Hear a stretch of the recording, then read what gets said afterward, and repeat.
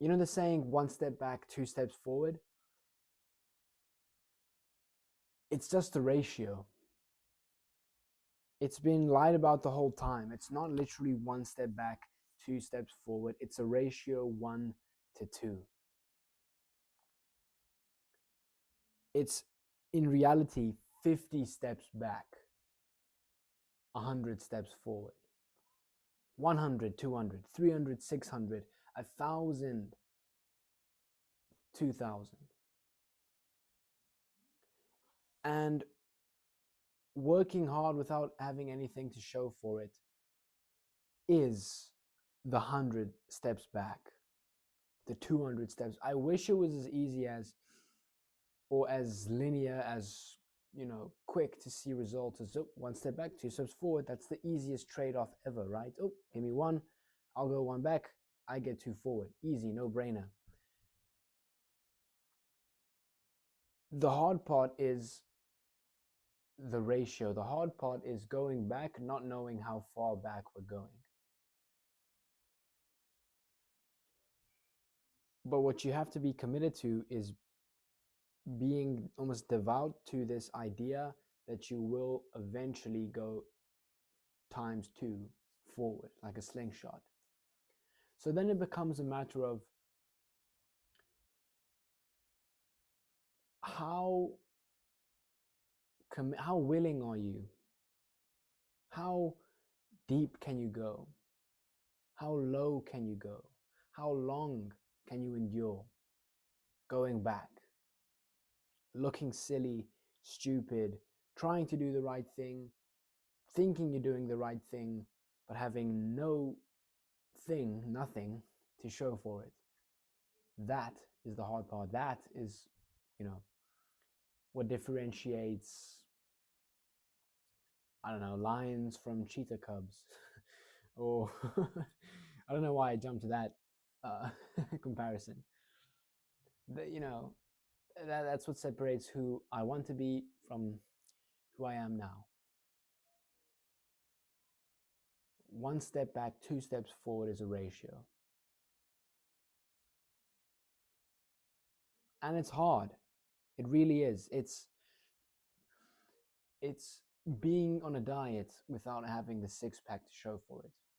It's restricting certain foods in your diet, saying no, I don't have dairy, or no, I don't really eat potatoes.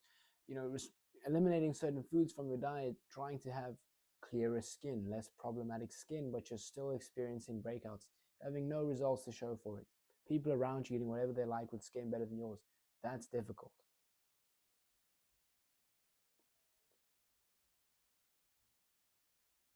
But it's all just about being devoted to this idea, to this ratio, to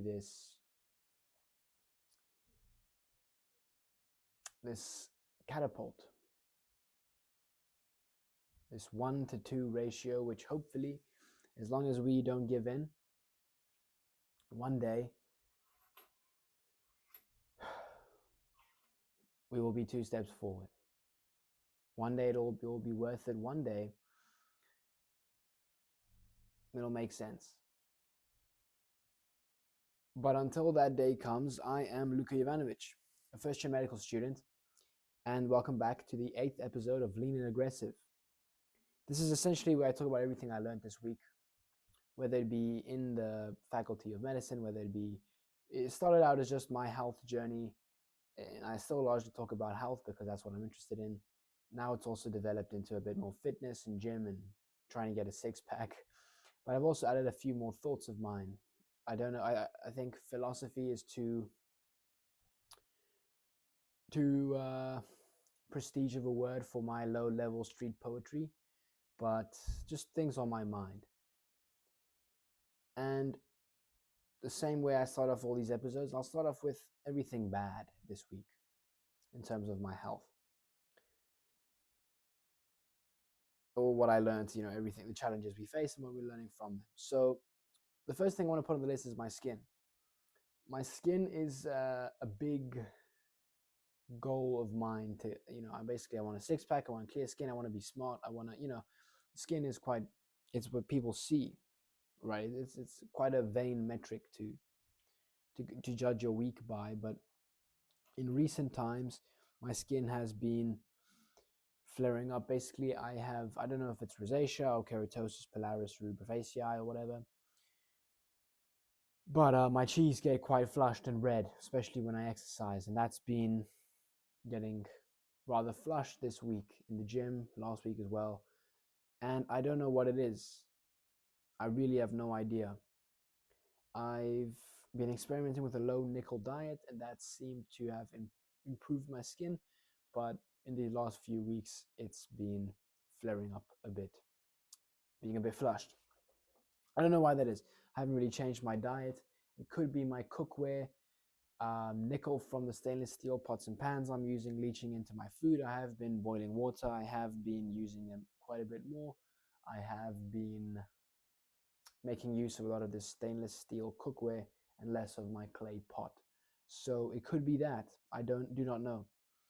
But I'll be moving forward. Today what I was doing was I was looking at a multi-cooker from this brand called Magnifique. Mag, Magnifique.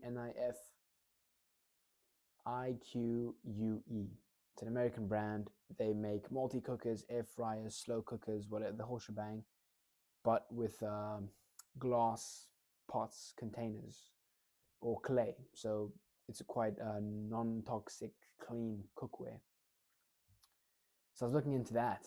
It's just it's quite, if I was in America, I'd definitely buy it. If I was in Europe or anywhere there, I would buy it. But here in South Africa, Cape Town, it's quite difficult to get that here. It goes for about 3 times the price, 4 times the price. It's quite expensive for now. I'm not sure that's something I want to commit to just yet, but it's on the cards. Moving forward, I'll probably just use my clay dish a bit more, and I'll see if I can get an 18/0 stainless steel pan. 18/0 just means there's 0 nickel and they just use more chromium or titanium or something. So yeah, I don't know if maybe it's not even nickel. I have also been adding more dairy into my diet, about 2.5 kilograms of yogurt every week, just to get my calcium in. There's a bunch of fat soluble vitamin A in there, which could also be causing some kind of, I don't know, could be messing with my gut. I haven't had dairy in forever. It's something that I cut out of my diet for a very long time, about 2 years. So maybe that's causing some kind of irritation. I do not know. I'll just monitor this moving forward and hopefully eventually one day come to a conclusion, a solution which solves my problems, and I can then sell it. Just joking. Then I can distribute it, decimate. Spread the info to everyone who has that problem. One day, that would be pretty cool. Also, this is just an idea I had, and it's what should we call it? Reverse detox timeline theory. Reverse RDTT. Reverse detox timeline theory. RDTT. RDT theory. Let me patent that. What I think RDT theory is, reverse detox timeline theory, is kind of if we were to track our health and we were to analyze the symptoms or the bad things that we were acquiring, right? So maybe we first started getting very dry skin, dry knuckles in the winter. Started getting very dry skin. And then we started getting these blisters on our toes, these like cold sores on our toes. And then we started getting red, flushed skin. And then we started getting pimples, right? My theory is that's the timeline, that's the progression. It started off as dry skin, then these cold sores, then these flushed skin, and then pimples, right? Yeah, I'm touching these metal keys and this metal lock, and speaking of metal, and the nickel and all that stuff. Smells really weird. The theory is that in that order which we acquire these things, if we were to now go and detox and get healthy again and start getting rid of these either heavy metal toxins or these fat soluble vitamins or these toxins or whatever we ingested, intoxicated ourselves with, when we start getting rid of these toxins, my theory is that we will get rid of the symptoms in that order. So we'll first end up getting rid of, this isn't by choice, it's just how it occurs in my my theory, is that we first get rid of the pimples, and then we get rid of the redness, and then we get rid of the dry skin, and then eventually we get rid of the cold sores or the dry skin or whatever, in that order. Or these problems will come up again once it's almost like levels, like level 1 toxicity, level 2 toxicity, level 3, level 4 toxicity. And it's like when you're level 4, you unlock pimples. And so now when you start going down the levels, you first scratch off the pimples, but then you kind of forget about the level 1 stuff. So then the level 1 problem comes back in, and it's like, oh yeah, I remember those cold sores on my toes. That's my theory. I have nothing to back it, but maybe it's something. Maybe one day I'll prove it. I do not know. Until that day comes, I'll be one to point to. What's been quite bad this week is my stool, my bowel movement. It's been pretty mid. Hasn't been great. I've definitely had better weeks of bowel movements. Not to be too crude talking about this stuff, but my soluble fiber has been pretty low on this low nickel diet. I don't basically all fiber, all foods high in soluble fiber, they come with some form of nickel, some form of toxins. If we look at beans, very high nickel. If we look very high fiber as well. If we look at oats, they have a bunch of beta glucan, fiber, loads of fiber, tons of nickel. So it's almost like these certain plants, or they are plants, grains, legumes. These plants have this toxin, and in order for the plant to survive, for the organism to survive, it has to compensate and counteract this toxin with some form of perk, some form of fiber. You have a food which is high in copper, metal, it also has a bunch of potassium. You might have a food high in, I don't know, cadmium, arsenic or something. It's also very high in easy digesting glucose or something. Like there's it's almost like these plants, these organisms, there's like a modern day problem, and they need to provide is almost some sort of modern day solution to it. That's why rice, high in arsenic, it's also high in glucose. Oats, high in nickel, now they're also very high in fiber. Maybe they were always high in fiber, but it's only now because of pesticides and the things we spray our crops with, that now they also have heavy metals like arsenic and nickel and cadmium and lead and mercury and whatever. So I don't know, but my stool's been pretty mid, and there's not very good substitute or supplements for fiber here in Cape Town. Apple pectin, unreasonably expensive, 4 times the price is what it goes for in America, England, Australia. It's just doesn't make sense. What's it called? Psyllium husk. I'm assuming it has high nickel, even though the research says it doesn't. I can't get any access to modified citrus pectin. Apple pectin's too expensive. I can't get my hands on acacia fiber. It's just, if I was not just some broke first year college student and I was like 35 and I had a bunch of capital, I'd definitely be making my own supplements right now. But maybe I'm just coping. Maybe I can do it now as well. But it's a difficult situation to find oneself in. But moving forward, hopefully I can get my hands on some soluble fiber supplements.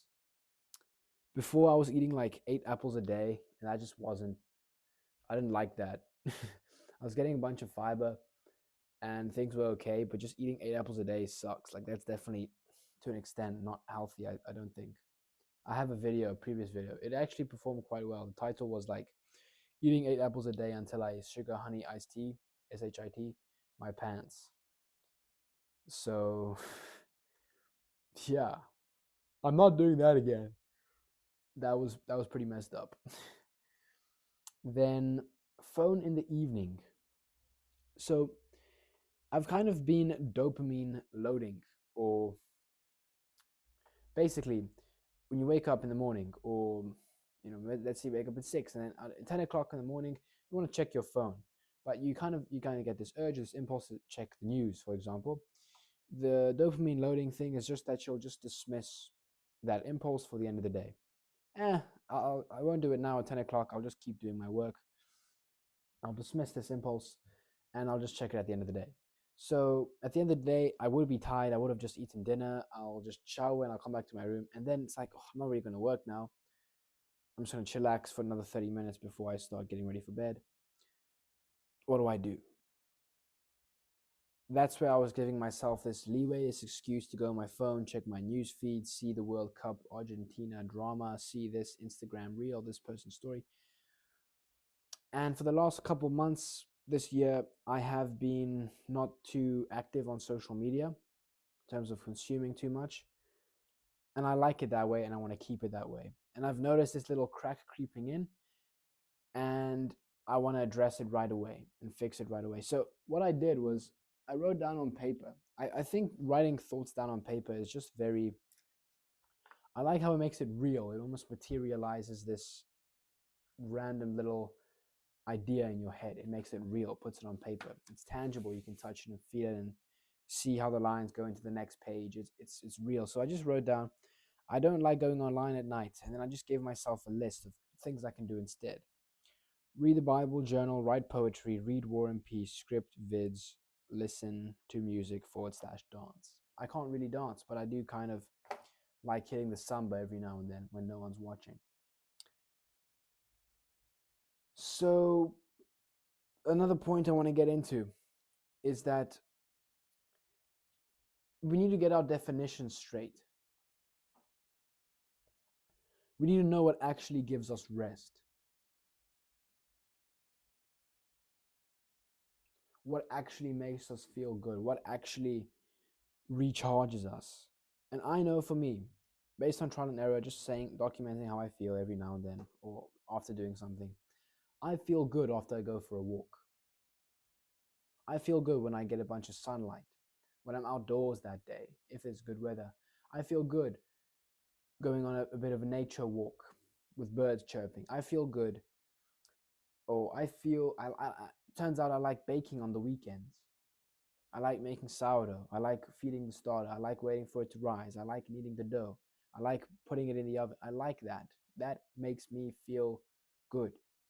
When I do these things, I feel good. If I really need rest, lying down on the bed, listening to the audiobook, that is, I'm literally not moving, I'm immobile, but that feels nice. With the dim lights off like this, that feels nice. I like that. That is rest for me.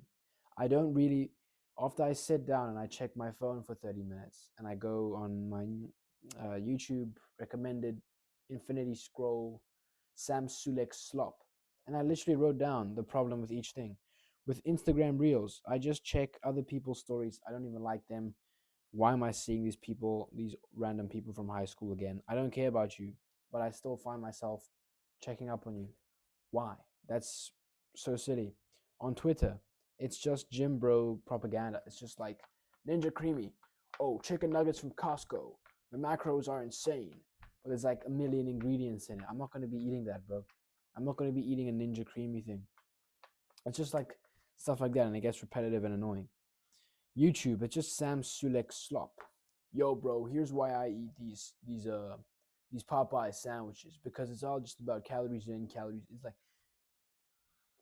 it's all the same thing, and it just gets repetitive and annoying. And I'd much rather just sit down and listen to an audiobook. You can get any audiobook you want online for free. You just have to go on Audiobook Bay. It's not that hard.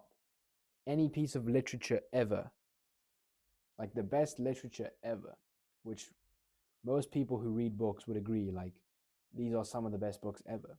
You can just get access to it in 10 minutes, pirating it or downloading it online through what's the word? Discreet, unclear, murky means. Getting it online, bro, whatever, uTorrent web. Uh, you can get access to some of the best literature throughout history ever. Knowledge to people way smarter than you ever for free. Just listen to audiobooks. Like, just do that instead of consuming random slop online, like Sam Sulek reels on protein and stuff. Listen to music. Like, there's just way better means of resting, and you have to find what you find, recharging. I like baking. After this video, I'm gonna go and cut up some meat, and I'm gonna cut up some what's it called? Chicken thighs. I bought chicken thighs, but with the skin and bone on to save a bunch of money. I'm gonna go and clean them up. I've never done that before, but it should be nice. I'm just gonna play some. I might listen to my War and Peace audiobook. I might listen to some music, and I'll clean these chicken thighs, debone them, and skin them, and then marinate them overnight to meal prep tomorrow. It's that I probably would enjoy. And there's a pattern here, and it's that it's really like, eating the chocky. There's a chocolate bar over there which was, calling out my name the other night, but I didn't eat it. The chocolate bar, the little snack impulse, the 30 minutes before you go to bed, let me just check my phone, the reels, the YouTube. That's rarely ever the option. There are other things out there which genuinely recharge you. That is probably the best thing you should do. You just have to go and find what they are, determine what they are for you. And I've noticed it's a common thread here, and it's that they all are somewhat productive at the end of the day. There's still nothing is ever degenerative. It's, if not neutral, it's, I don't even know when it's neutral. It's all like probably more beneficial for you. Like, if I go and bake, I have food for the following day. I go and I cut up chicken thighs. I clean them. I save money. Meal prep tomorrow is easy. I save time. I hit my macros for the following week. I go for a walk in nature. I always feel better afterwards. But let's say we can't, believe me on that, or we can't trust the fact that I get better ideas on walks or whatever. I get more steps. I get leaner. I get closer to the six pack. Baking bread's cool. I can flex. Like, it's all somewhat productive at the end of the day. None of these restful things are ever degenerative. And we might argue, yeah, okay, YouTube Shorts are degenerative. They kind of are. They make our attention span shorter. We don't usually feel good after we watch a bunch of things or reels. What information do we really gain? What would be really missing out on? Not too much. Like, pick your poison, and I pick cutting and cleaning chicken thighs. Then jump rope broke. It's so annoying. But basically what I found is that any problem you find online, I got this from my cousin, you can just search that problem and just say Reddit after it, and you'll find other people with the same problem. Jump rope, it's my second one that's broken. Turns out it's my form with the wrist. If I can just keep rotating my wrist more, the rope, there will be less friction on the rope. It won't break as much. Just any problem you have online, or any problem you have, just search it on Reddit, and there'll be other people with the same problem. The only thing that sucks is when you have someone with the exact same problem as you, but with like one upvote and one comment saying same and no solution. That really sucks. Then I've been waking up in the middle of the night quite consistently every single night to go and pee at about 2, 3 in the morning. And I have no idea what that's about. I've had that problem a while ago as well, a couple months ago, maybe a year ago. And then I solved it somehow. And I was just sleeping like a baby every night. And then now I'm having the same problem again, but I haven't really changed too much in my life. So I don't know why the problem is coming up again. So it's very funny, very weird, very hard to deal with. But that's what's been bad, and that's, I'm moving forward and figure these things out, hopefully. Then, what's been good? This week, I wrote down just 4 things I want to do. I wrote this down last week, Sunday. Wrap up neuro. Okay, I just wanted to do a bunch of neuroanatomy for my test on Friday. I want to do all my new Anki cards. There's a bunch of new Anki cards I want to do. There's like 400. I have about 400 left, which I probably won't get done because I'm not really going to grind too much tomorrow or this evening. But I progressed quite a bit, so I don't know. Then I wanted to go to bed earlier every night. I have an alarm that goes off at 7:30 every evening, but I would just dismiss it. In recent times, I've been dismissing it. I wanted to actually follow it, so I've been doing that. Been going to bed much earlier, and I wanted to get more walks in. So I've been walking a lot this week, and that's been pretty good. I've been writing poetry as well. I've realized that I do like reading. I do like writing poems. I do like writing stories. I do like creative writing. I like expressing myself through writing, and I like reading, and these things are nice. And I've often not made time for them. I've dismissed them. It's a lot more accessible to just grab my phone and watch some YouTube for 30 minutes than it is to sit down and try and write a good stanza of poetry. And I won't read you my poem now because it's just a bunch of rough paragraphs put together. But maybe one day it'll be good enough, or I'll think it's good enough to share it. But yeah, I've been writing poems this evening or these last few nights. Just one stanza before I go to sleep, one little paragraph. That's been pretty good. Audiobook, maxing. I've gotten about 6, maybe 7 hours unintentionally, like unironically 6, maybe 7 hours of time spent listening to an audiobook this past week.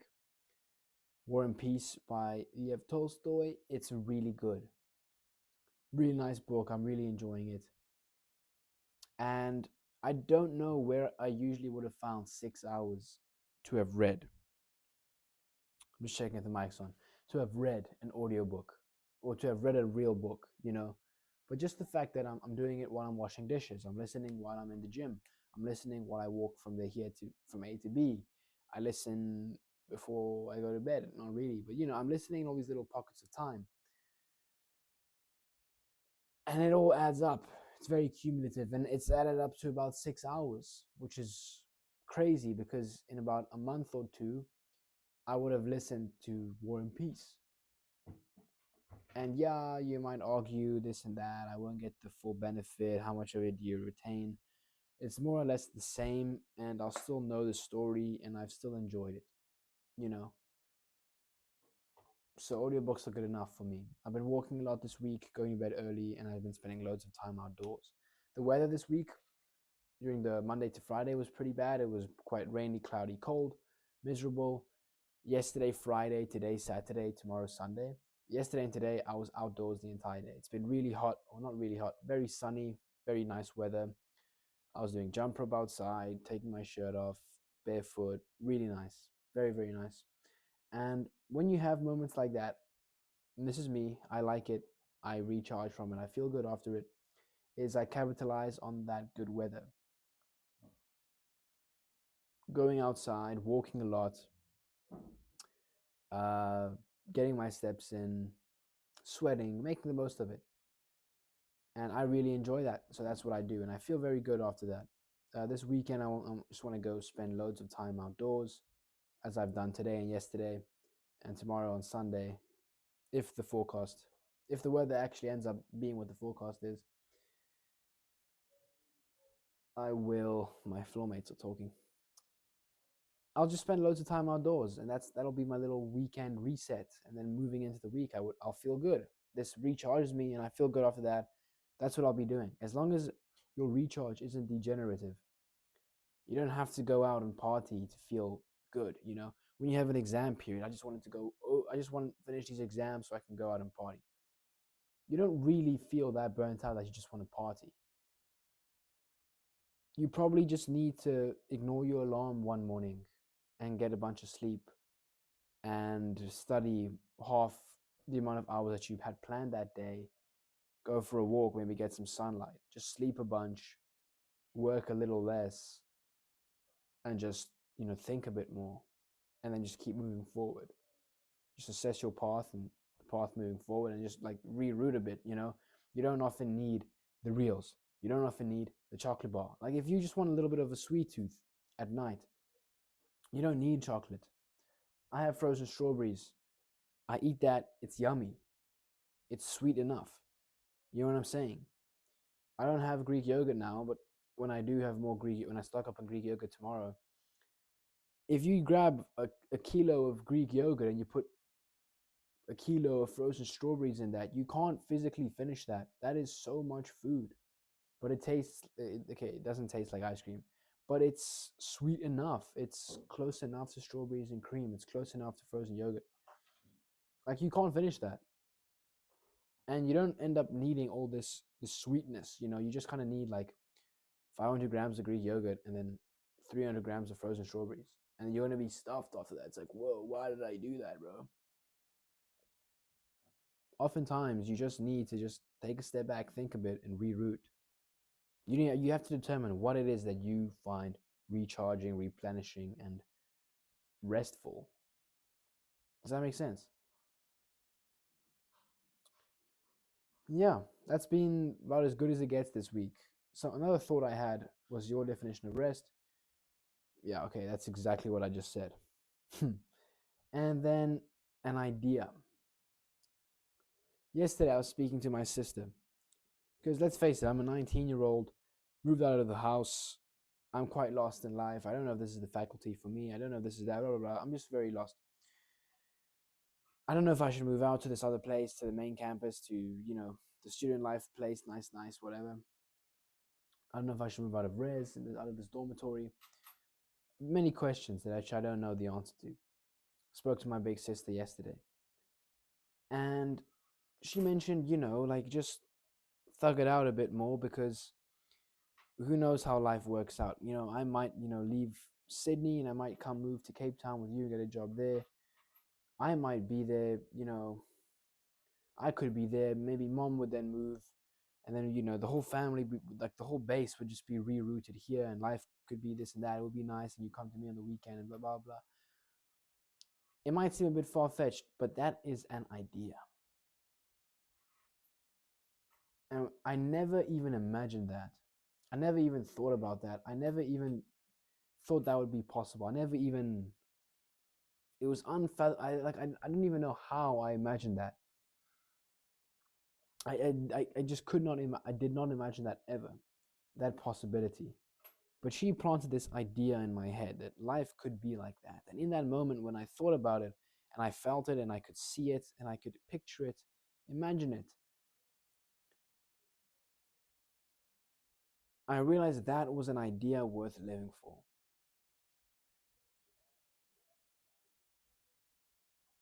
Like if I had that, that life would be worth living. Not like I'm not, that sounds very like depressive, like super depro. It's like I want to die. I don't want to die. Like, don't worry. I said it the wrong way. Okay, chill. But sometimes an idea, like I just want to. How do I express this? I wanted to write about it in one of my stanzas of my poems. Sometimes we live for ideas. Just an idea. And I don't know if it's that bad. You know, I can understand it in relationships, like, oh, we want this person to change, but we can't really change them, and they're still kind of a cheater and a liar and whatever. That kind of sucks. But like, ideas are so powerful, bro. Like, ideas have literally transformed nations and empires, and they've brought people to power, and they've made, if I have this idea which I strive to, it can help me thug out all the challenges. It can help me endure past all, the little minor setbacks on my journey to finishing med school. If that's what I want to fight for, if med school for me or whatever, or if I'm for med school. Ideas worth living for. That was just like, it was just also crazy to me how I never even thought about that. And then in that moment, it's just like, I could see this whole life, like basically the opposite of what I have now. Like my mom would be here, the family, my sister. I go on the weekends to her and blah blah. Like it would be so amazing, but I didn't even imagine that life before. And look, my next thought. This is Bro, these guys are so loud. My next thought is just this is my my episode, my channel, my little, I say that without any egotism attached to it, but I just want to talk a little bit about like this Christian aspect to it. Being an Orthodox Christian, religion is important to me. That's kind of, you can just skip past this if this doesn't interest you, or maybe you want to hear it. That's actually like the beauty of God's plan. Like, I'm not saying, you know, right now my life is nothing like this possibility, like the idea. But it's insane to me how I could not even imagine that. And then now it's like I have this idea, which now it went from like 0% to 1%, because 0% I didn't even imagine that. I didn't even know that was like a thing. And then 1% now it's like, oh, now at least I can kind of like, if I close my eyes, I can kind of see it, you know? So let's say it's 1% possible. That's the beauty of God's plan, because life can often, life, like you can get a life which you didn't even plan, but it's so much better than what you ever had imagined, what you ever could imagine. You know what I'm saying? Like you'll just find yourself in this empire with the baddie Princess Peach and Mario, and Bowser's dead.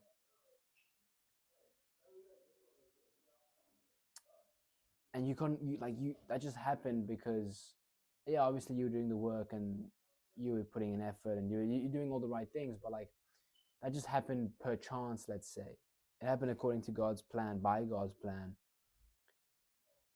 But you didn't even imagine, like, I don't know. Hopefully you understand what I'm saying. If not, that's all right. But it's probably just because I can't communicate it the right way. Maybe I'll write a poem, a goofy little A B rhyme scheme, and you'll understand it. But yeah, ideas worth living for. That's been the video for the most part. Moving forward, I'm going to be cleaning my own chicken thighs, and next week I'm going to have chicken thighs for my meal prep instead of chicken breasts. And I'll let you know how that goes. They should be tasting a little better. They should be a little more tender, a little more juicy, a little more fat. And I'm all right with that. I've been putting loads of lemon on my food as well, so that makes it taste a little Mediterranean-y. And I'll be doing that again. And I'll call it Mediterranean, even though I just put the same seasoning, just salt, and just squeeze a bit of lemon on it. It makes me feel better though. And tonight I'm gonna mix the dough for my pita bread. So it is actually quite Mediterranean. I've never made pita bread before. Last weekend I made sourdough bagels. That was really fun. Let me actually show you my dough, my starter. I fed him this morning, but I wanted to make this video and stuff, and I was scared that he would like overproof and overrise, so I just put him in the fridge. But this is him. Like you can see the elastic band. He was there this morning, and then he grew up till there. It's just under double, but we can use that. Like it's good enough to make the dough, and then it's gonna bulk ferment overnight. I'll put them in the fridge to bulk ferment, and in the morning I'll probably put them in the pockets and stuff. Put them in the pita bread size dough, and then let them rest. And then I'll go to church, and I'll come back and I'll bake them or something. I don't know. I'll figure it out. But that's been the video. That's been episode 8. That's been this past week of Luca's life.